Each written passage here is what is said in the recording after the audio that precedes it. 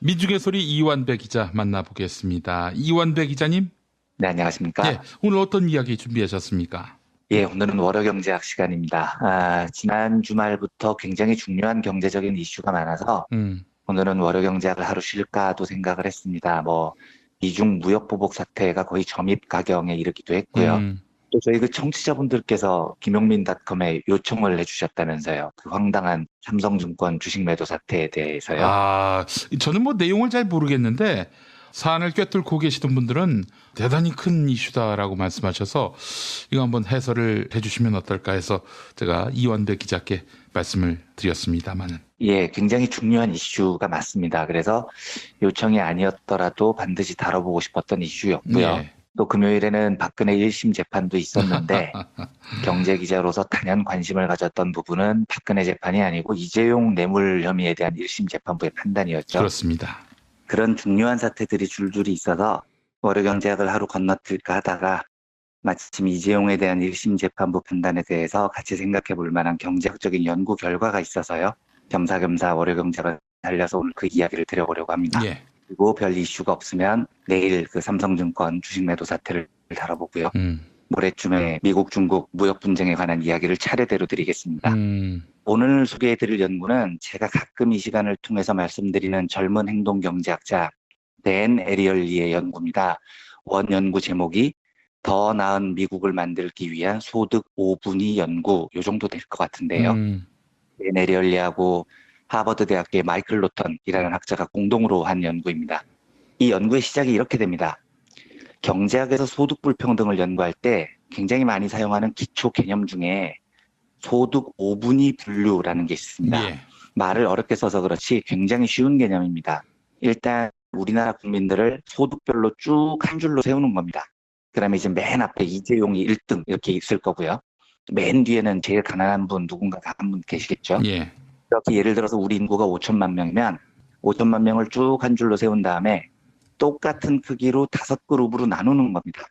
그러면 1그룹은 이재용부터 시작해서 소득 1,000만 등까지 1그룹이 되고요. 2그룹은 우리나라 소득 순위로 1,000만 1등부터 2,000만 등까지, 3그룹은 2,000만 1등부터 3,000만 등까지 이렇게 쭉 나눠서 5그룹은 4,000만 1등부터 5,000만 등까지 이렇게 20%씩 5개로 쪼개놓는 겁니다. 음, 근데 이게 이름이 조금 헷갈려요.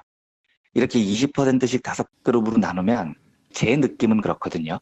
이재용이 포함된 제일 잘 사는 1그룹을 1분위라고 부르는 게 맞는 것 같은데 반대로 이 소득 5분위에서는 이 최상위층을 1분위가 아니고 5분위라고 부릅니다. 그리고 두 번째로 잘 사는 그룹은 4분위, 제일 못 사는 그룹은 1분위 이렇게 부르죠. 요것만 주의를 하시면 예. 됩니다. 아무튼 이런 식으로 국민소득을 소득 기준으로 20%씩 쪼개서 5그룹으로 나누는 것, 이걸 이제 소득 5분위 분류라고 합니다. 예. 그런데 에리얼리 연구는 이렇게 시작을 합니다. 이 5분위에 각 그룹에 든 사람들을 충분히 모은 다음에요. 당신이 지금 가지고 있는 돈의 부의 크기가 얼마 정도 될 것 같아요? 라고 설문조사를 하는 겁니다. 예를 들어서 미국의 전체 소득을 100이라고 잡고 5분위, 그러니까 제일 잘 사는 상위 20% 사람들에게 당신들은 소득이 미국 전체의 100 중에 몇 퍼센트 정도를 갖고 있을까요? 라고 묻습니다. 그러면 이 최상위층 20%에 속하는 사람들이 답을 어떻게 하냐면요. 아마 우리가 갖고 있는 재산이 국가 전체 재산 100 중에 한 58.5 정도는 갖고 있을 거야. 이렇게 답을 해요. 그러니까 이 말은 제일 잘 사는 상위 20% 부자들은 자기들이 국가 전체 소득 중에 절반이 넘는 58.5 정도를 갖고 있구나. 이렇게 생각을 한다는 겁니다. 스스로가요. 예. 어떠십니까? 상위 20%가 국가의 부의 60% 가까이를 점유하고 있다는 것. 이게 적당하냐? 이제 이게 좀 궁금하죠. 예. 그런데 적당한지 아닌지에 대한 이야기는 조금 뒤로 미루고요. 음, 이번엔 그 다음으로 잘 사는 사람들, 4분위를 보겠습니다. 미국에서는 대략 중상층으로 불리는 사람들이죠. 최상위 20에는 못 들어도 20에서 40등쯤에는 속하는 사람들, 꽤 잘 사는 사람들입니다. 그러니까 우리로 치면 민중들을 개, 돼지라고 불렀던 나향욱 뭐 이런 애들이 아마 이쯤에 속할 것 같아요. 음, 이 4분위 사람들에게 묻습니다. 당신들은 국가 전체의 부를 100으로 놓는다면 대략 얼마 정도 갖고 있을 것 같습니까? 그러면 이 사람들은 우리가 그래도 한 20 정도는 차지하지 않을까요? 이렇게 답을 합니다. 그러니까 5분의 1만큼, 20%만큼 부를 갖고 있다고 생각하는 거죠. 중상층인데도 자기들의 몫은 20% 정도일 거야 라고 좀 낮게 봅니다. 3분이 정확하게 미국의 가운데에 있는 중간층입니다. 소득 순위가 100등으로 따지면 40등에서 60등 사이에 있는 사람들이죠. 상식적으로 여기 딱 가운데 있는 사람들은 미국의 부 전체를 100으로 놓는다면 5분의 1만큼이나 한 20 정도를 갖고 있는 게 정상이겠지만 사람들에게 실제로 물어보면 에이, 우리가 설마 20 정도를 갖고 있겠어? 우리는 한 12 정도밖에는 못 갖고 있을 거야 라고 비관적으로 생각을 합니다. 예. 2분이 중하층입니다. 순위로 따지면 60등에서 80등 사이. 이 사람들은 자기 자신의 처지에 대해서 굉장히 비관적이에요. 국민소득이 100이라면 2분위 사람들은 자기의 재산이 6.4밖에 안 될 거라고 봅니다. 그리고 최하층 사람들, 1분위에 속하는 사람들은 80등에서 100등 사이죠. 이 사람들은 자기가 가지고 있는 부의 크기가 100 중에 2.9밖에 안 된다고 봅니다. 사람 숫자는 100명 중에 20명인데 이 최하층 사람들은 자신의 재산이 100 중에 2.9밖에 안 된다고 비관을 하는 거죠. 지금 이 질문을 청취자분들께서도 한번 생각을 해보십시오. 내가 우리나라의 소득 5분위로 구분을 하면 3그룹 40등에서 60등 정도에는 들 것 같다. 이렇게 생각하시는 분들도 있으실 거고요. 그래도 내가 전문직이고 돈 좀 버는데 40등에서 20등 사이에는 들지 이런 분들도 있으실 거고 나는 삶이 좀 뻑뻑해 60등에서 80등 사이일 거야 라고 생각하시는 분들도 있고 또 어떤 분들은 나는 최저임금 수준을 받으니까 아마 80등에서 100등 사이일 거야 라고 생각하시는 분들도 있을 겁니다. 각자가 자기가 지금 어느 그룹에 들 건지 생각해 보신 다음에 그러면 내가 속한 그룹의 총재산은 국민재산을 100으로 놨을 때 한 어느 정도를 갖고 있을까를 생각해 보는 겁니다. 이걸 다 모아보면 얼추 미국하고 비슷하게 통계가 나올 겁니다. 그런데요, 제가 아까 말씀드린 통계는 설문조사를 통해서 얻은 겁니다. 실제 소득이나 자산을 측정한 게 아니고요. 그래서 우리 사람들이 생각하고 있는 현실의 불평등 정도를 물어본 거예요. 그랬더니 사람들이 어떻게 생각하냐면 우리가 사는 세상은 상당히 불평등하다라고 생각을 하고 있었다는 거죠. 그런데 에리얼리가 제시하는 진실의 통계는 더 놀랍습니다. 우리는 실제 머릿속에서 세상이 상당히 불평등하다고 생각을 하는데요. 실제로 우리가 살고 있는 세상은 우리가 상상했던 것보다 훨씬 더 불평등하다는 겁니다. 실제 통계가 어떻냐면요. 5분위 제일 잘 사는 사람들은 그 사람들은 자기들 머릿속에는 한 58.5%의 재산을 차지하고 있다고 생각하는데 실제로는요. 무려 84.4%를 갖고 있어요. 두 번째로 잘 사는 그룹은 자기들은 그래도 한 20% 정도는 갖고 있다고 믿거든요.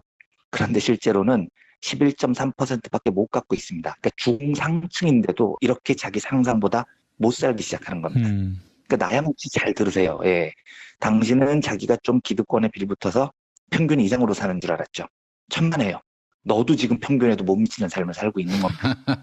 딱 정가운데 3분이 자기들은 한 12% 정도의 부를 가지고 있다고 생각을 해요. 그래도 내가 중산층인데 12% 정도는 갖겠지라고 믿죠. 천만에요. 실제로는요. 고작 3.9%만 갖고 있습니다. 그 뒤로는 정말 처참합니다. 2분이 하위층 20명은 자기들은 그래도 한 6.4 정도는 갖고 있다고 믿는데 실제로는 꼴랑 0.2%를 가지고 있습니다. 자기가 믿고 있는 것보다 실제 소득이 30분의 1 정도로 꼬꾸라지는 겁니다. 최하층이요? 여기도 엄청나게 착각을 합니다. 우리가 아무리 못 살아도 전체 소득의 2.9% 정도는 갖고 있겠지. 천만에요. 실제로는요. 여기도 자기 상상의 30분의 1로 가난합니다. 실제 갖고 있는 소득은 0.1%밖에 안 돼요. 이게 무슨 뜻이냐면요. 많은 사람들은 우리가 사는 세상이 불평등하다고 생각을 해요. 그리고 그 불평등함을 알고 있다고 믿습니다. 그런데 실제로 통계를 내보면 우리가 얼마나 불평등하게 사는지 제대로 모르고 있다는 겁니다. 우리가 사는 세상은요, 지금 우리가 상상한 것보다 훨씬 더 불평등하다는 겁니다. 저도 이 사회가 굉장히 불평등하다고 생각을 해요. 저는 아마 소득이 1분위 하위 20% 안에 들겠죠. 그런데 최하위 20%인 건 알아도 제 실제 경제 처지가 하위 0.1%에 속한다는 생각은 저도 못 해봤어요. 이 연구를 보기 전까지. 예. 그런데 현실은요. 우리나라 국민 100명 중에 20명 최하위 소득으로 분류되는 사람들의 실제 소득은 하위 0.1%인 겁니다. 그 위에 100명 중에 20명, 즉 60등에서 80등 사이의 소득도 하위 0.3%의 부를 가지고 있을 뿐입니다. 상상을 초월할 정도로 우리가 사는 세상이 불평등하다는 게 이 연구의 결과입니다. 예. 한 가지만 더 해보겠습니다. 예. 에리얼리는 이 연구에서 이제 사람들한테 물어봅니다. 그러면 최하위 그룹에 비해서 최상위 그룹이 어느 정도 부자인 게 적당해 보이나요? 이렇게 묻습니다. 그랬더니 이건 전체 평균이에요. 전체적으로 사람들이 어떻게 대답을 하냐면 한 3배 정도 부자인 게 제일 적당하다. 이렇게 통계가 나옵니다. 그러니까 최상위 그룹의 재산은 한 32% 정도가 적당하고 최하위 그룹 재산은 그래도 한 10%는 돼야 된다. 이게 미국인의 평균적인 대답이었다고요. 근데 이게 얼마나 얼초없는 상상이냐면 최하위층과 최상위층 20%의 재산 차이는 상상 속에서는 3배가 제일 적당하다는 건데 실제로는 845배입니다. 0.1대 84.5예요. 세상은 우리가 상상하는 것보다 상상을 초월할 정도로 불평등하다는 거죠. 마지막으로 하나만 더 해보겠습니다. 이번에는 제가 사지선답 퀴즈를 청취자 여러분들에게 드릴 겁니다. 최고 경영자와 CEO죠. 일반 직원들의 임금 차이가 어느 정도가 적당할까요? 이게 문제입니다. 예. 1번 5배, 2번 10배, 3번 50배, 4번 100배 이렇습니다. 하나 찍어보시죠. 자기 회사를 생각을 해보고요. 현실이 어떤지를 말씀하시지 마시고 어느 정도가 적당한지 자기 생각을 찍는 겁니다. 물론 이 중에서는 4번 100배라고 말하시는 분들도 있겠지만 아니 아무리 그래도 CEO가 뭘 대단한 일을 한다고 100배씩이나 돼. 50배 정도면 되지 라고 말씀하시는 분들도 있으실 거고 평등에 대한 가치를 많이 두시는 분들은 에이 한 5배나 10배 정도면 되지 라고 말씀하실 수도 있겠죠. 몇 번을 찍으셨는지 머릿속에서 생각을 해보시고 답을 들어보십시오. 진실은 어떤지 아십니까? 2014년 미국의 이 격차는 5배도 아니고 10배도 아니고 50배도 아니고 100배도 아닌 370배였습니다. 제가 이 이야기를 왜 드리냐면 금요일 박근혜 1심 재판을 제가 이제 그 판결을 풀로 다 들었습니다. 그런데 저는 듣다가 굉장히 화가 났어요. 뇌물로 확정한 액수가 이재용 2심 때 뭐 33억인가 해서 이번에는 72억인가로 올라서 이재용의 재구속 확률이 높아졌다는 게 김프로의 분석이셨죠. 예. 그게 당연히 맞는 분석일 겁니다. 그런데 제 친구 하나가 김프로의 분석을 듣고 텔레그램으로 이렇게 물어봅니다. 야, 다행 아니냐? 비록 제3자 뇌물인가 뭐 그거 이재용의 3세 승계를 위해서 바쳤던 200억이 넘는 돈은 뇌물로 인정받지 못했지만 그래도 이번 1심에서는 최소한 확정된 뇌물 액수가 30몇 억에서 70몇 억으로 높아졌으니까 이재용을 다시 구속할 근거가 생긴 거잖아. 그러면 다행인 거지? 이렇게 물어보더라고요. 예. 뭐라고 답을 했냐면 이씨 말 같은 소리를 해라. 야 우리가 그렇게 물렁물렁하게 대해주니까 세상이 더 안 바뀌는 거야. 너 잘 들어. 너는 이재용을 구속하기만 하면 그래도 그게 정의가 어느 정도 실현된 거라고 생각하지. 천만에 그 정도로는 택도 없어. 우리가 살고 있는 세상은 네가 생각한 것보다 훨씬 더 불평등해. 제가 이렇게 답을 해줬습니다. 혹시 그 전화하신 분이 이정무 실장은 아니겠죠? 아닙니다. 아주 평범한 이정무 실장한테 물어보면 이재용은 100년형이 나타나다고 대답할걸요. 아마. 당연히 그렇게 말씀하시겠죠. 제가 웃기려고 한 얘기였습니다. 네, 물어본 분은 아주 평범한 그 직장인 제 친구입니다. 예. 저는 제가 현실적으로 이재용과 평등한 존재라고 생각하지 않습니다. 현실적으로 그렇다는 겁니다. 당연히 철학적으로는 저나 이재용이나 평등해야 한다고 믿습니다. 하지만 현실적으로 한국 사회에서 불평등이 존재한다는 걸 저는 인정합니다. 제가 범죄를 저지른 것과 이재용이 범죄를 저지른 것이 한국 사회에서 똑같이 취급당하지 않는다는 것을 저는 알아요. 청취자 여러분들께서도 그 정도 현실 감각은 다 있으시잖아요. 한국 사회가 사법적으로 평등합니까? 아니라는 걸 우린 다 알아요. 그런데요, 진실을 알려드리면요. 한국의 사법체계는 우리가 불평등하다고 알고 있는 것보다 훨씬 더 불평등합니다. 그게 에리얼리의 연구가 던져주는 진실이에요. 예를 들어서 이재용 1심에서 뇌물을 73억을 인정을 하고 3자 뇌물은 일부만 인정을 해서 이재용 1심 때 이야기입니다. 그래서 징역 5년을 선고했죠. 그런데 그 당시 그걸 논쟁할 때를 보면 야, 삼자 뇌물 인정 논리가 진짜 허접하다. 5년이 말이 되냐? 너무 짧다. 이런 걸 논쟁을 했습니다. 우리가요. 예, 예. 생각을 해보십시오. 확실하게 인정된 뇌물이 73억입니다. 그러면 삼자 뇌물 완전히 빼고 이야기해보자고요. 뇌물을 73억을 갖다 바쳤는데 징역 5년이 말이 됩니까? 여기서부터 말이 안 되는 겁니다. 그런데 우리는 그 정도의 불평등은 그냥 인정을 해버려요. 아, 73억 인정받고 5년형은 일단 땡큐고 감사하고요. 이 다음에 삼자 뇌물을 논의해보자 이러고 있는 겁니다. 그러니까 우리가 상상했던 것보다 한국의 사법 현실은 심각할 정도로 불평등한데 우리가 이걸 인정을 하고 모르고 있다는 거죠. 더 심한 거 이야기해볼까요? 저는 그거 진짜 깼습니다. 금요일날 박근혜 1심 때 벌금형이 180억이 선고가 됐죠. 예. 그런데 박근혜가 벌금을 미납하면 어떻게 하겠다는 거죠? 3년 동안 노역형에 처하겠다는 겁니다. 예.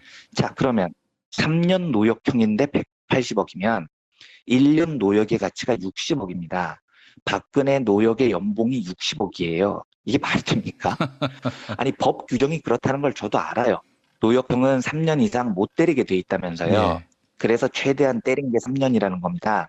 그래서 제가 이번 재판에 노역형이 잘못됐다는 이야기를 드리려는 게 아니에요. 우리 법 규정이 우리의 상식과 너무 동떨어지고 너무 불평등하다는 겁니다. 우리가 이미 불평등하다고 생각하는 그 이상으로 훨씬 더 불평등하다는 거예요. 180억 벌금을 3년 노역으로 때워요? 저 자원합니다. 제가 깜빵에서 3년 노역할 테니까 180억 주실래요? 안 주실 거잖아요. 판사들은 이걸 법이 그런 걸 어떡하냐고 말할지 모르겠지만 웃기는 소리 하지 마십시오. 노역형이야 법 규정이 그러니까 그렇다 치고 나머지 재판을 보면 대부분 판사들의 재량에 의한 겁니다. 그런데 2,400원 횡령한 버스기사 해고는 합당하다고 판결하고 전과 이범의 횡령액이 1,000억이 넘은 최태원은 왜 아직도 SK그룹 회장인 겁니까? 이번에도 최소한 판사들 당신들 입으로 인정한 이재용의 뇌물액이 아무리 보수적으로 잡아도 30억이 넘었다는데 그게 집행유예가 말이 되냐고요. 내내 열리는 이 연구를 발표를 하면서 이 문제를 어떻게 풀어야 하느냐. 진실을 정확히 아는 것부터 출발하자 이렇게 말합니다. 예. 실제로요. 현대 경영학의 아버지라고 불리는 피터 드러커는 이런 유명한 명언을 남깁니다. 측정할 수 없으면 관리할 수 없고 관리할 수 없으면 개선할 수 없다는 겁니다. 우리가 이 불평등을 개선하려면 도대체 얼마나 진짜로 불평등한지 측정을 해야 됩니다. 그리고 그걸 우리 모두가 알고 있어야 개선이 돼요. 모르면 이재용 5년형이 예를 들어서 상고심에 나오잖아요. 와 신난다. 이재용 감옥 보냈다. 그나마 다행이다. 이렇게 돼버리는 겁니다. 하지만 정확히 우리 사법체계가 얼마나 불평등한지 측정을 하고요. 그걸 공개를 하고 사람들이 알게 하고 분노하게 하고 그래서 고치면 이재용은 최소한 20년 안에 감옥에서 못 나오는 게 정상 아니겠습니까? 예. 제가 난생 처음으로 재판 판결 결과를 풀로 다 들어본 소감은 우리가 살고 있는 세상의 사법체계가 얼마나 우리들이 생각한 것 이상으로 부자들에게 관대하고 얼마나 불평등한지를 깨달았다는 점이었습니다. 우리가 그렇다면 새로 만드는 세상은 이 불평등함을 계속해서 정의로운 평등으로 줄여나가는 세상이어야 된다고 믿습니다. 그걸 위해서 에리얼리의 말대로 우리가 진짜로 얼마나 불평등하게 사는지 현실을 아는 것으로부터 시작을 해야 됩니다. 그걸 알면 사법부를 압박할 수 있습니다. 이재용 상고심을 맡은 대법원에게 이재용을 구속하라가 우리의 구호가 아니고요. 이재용을 20년 이상 감옥에 넣어라 라는 게 우리의 구호가 돼야 된다는 생각이 들었습니다. 그리고 이 주장이 모여서 사법 정의를 새로 마련해 나갈 겁니다. 현실을 아는 것으로부터 우리의 불평등을 깨쳐나갔으면 좋겠다는 차원에서 오늘은 월요경제학 시간으로 행동경제학자 댄 에리얼리의 불평등에 관한 흥미로운 연구를 소개해드렸습니다. 네. 오늘도 아주 재밌었습니다. 우리 이완배 기자님과는 내일 삼성증권 쇼크 관련한 이야기, 큰 정변이 없는 한 그 이슈를 다루도록 하고, 우리 이완배 기자님하고 토요일 날 저희가 북콘서트를 하죠. 4월 14일 토요일 낮 2시 부산 영화체험박물관 이곳으로 여러분을 모십니다. 자, 그런데 말이죠. 노무현재단 부산지역위원회의 김대영 운영위원께서 이런 글을 남기셨어요. 이완배 기자님 공개방송하시는 장소에서 저희가 지난달에 박원순 서울시장 시민학교를 진행했는데 장소를 찾기 쉽게 설명하려면 부산 지하철 중앙역 5번 출구에서 약 150m 직진하다가 좌측에 보면 보인다. 이렇게 설명해 주시면 더 잘 찾을 수 있을 것 같다라고 해주셨습니다. 부산 지하철 중앙역 5번 출구에서 약 150m 직진하다가 좌측에 보면 바로 부산영화체험박물관이 있다. 이 말씀 해주셨습니다. 자, 4월 14일 토요일 낮 2시 부산영화체험박물관에서 이완배 기자님 북콘서트 공개 방송이 있습니다. 여러분의 많은 참여 바라겠습니다. 자, 이완배 기자님 오늘 말씀 잘 들었습니다. 네, 감사합니다.